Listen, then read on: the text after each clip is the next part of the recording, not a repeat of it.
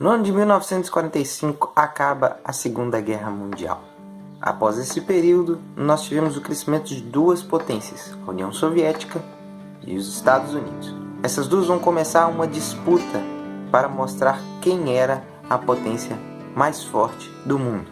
Hoje nós falaremos da Guerra Fria, um momento histórico muito importante para a história mundial que impactou também na história do Brasil. Eu sou Matheus, professor de História, e aproveite a história.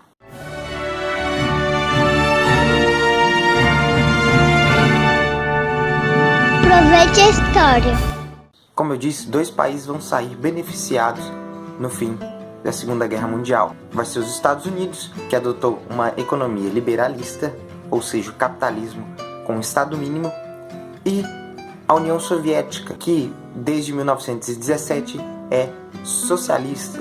Dessa forma, a gente tem um Estado forte que intervém em todos os âmbitos da sociedade e da economia. Esses dois sistemas políticos são contrários, um não existe se o outro existir.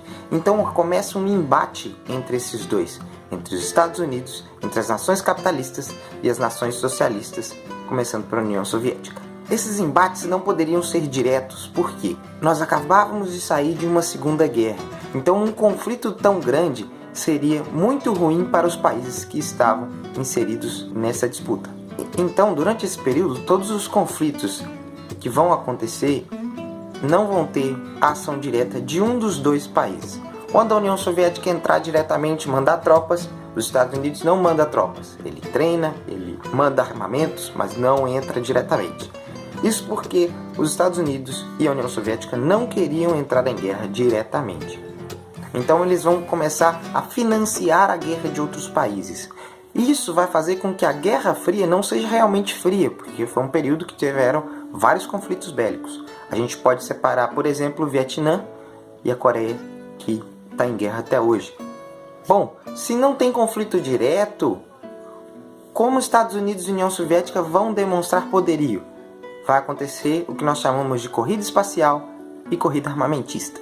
A corrida armamentista foi uma disputa para a produção de armas tecnológicas, principalmente nucleares. Então, a União Soviética fazia uma bomba nuclear mais forte, os Estados Unidos faziam uma bomba que compensava, e assim eles foram fazendo várias armas. O desenvolvimento de armas foi muito acelerado nessa época. Isso vai gerar um termo que ficou conhecido como hecatombe nuclear, que é o fim da humanidade por uma guerra nuclear. O povo começou a ter medo de que essas duas nações entrassem em conflito. Ninguém estava mais aguentando guerra depois da Segunda Guerra Mundial.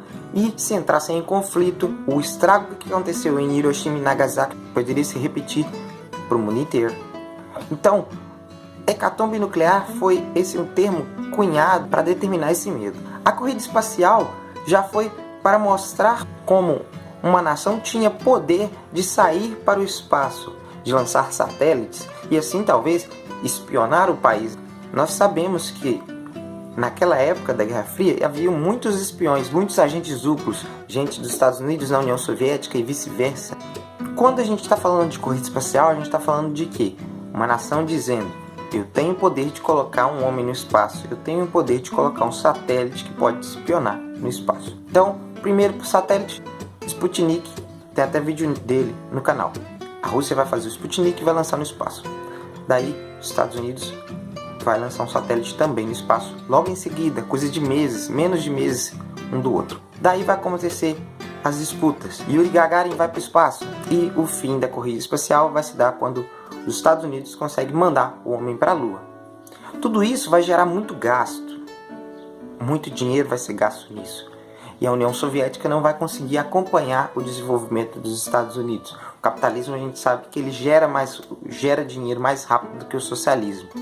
Então, o socialismo em crise, vão começar a ocorrer várias aberturas políticas. Gorbachev vai ser um dos últimos presidentes da União Soviética, vai começar uma abertura política e estrutural. Isso vai fazer com que na década de 90 a União Soviética acabe de vez. E aí a gente tenha o fim da Guerra Fria. Eu espero que vocês tenham gostado desse vídeo. Deixa o gostei, se inscreva no canal, estamos perto de 1000 inscritos. E compartilhe esse vídeo com alguém que precise saber sobre a Guerra Fria. Às vezes você vai ter prova. Bom, muito obrigado. Fui.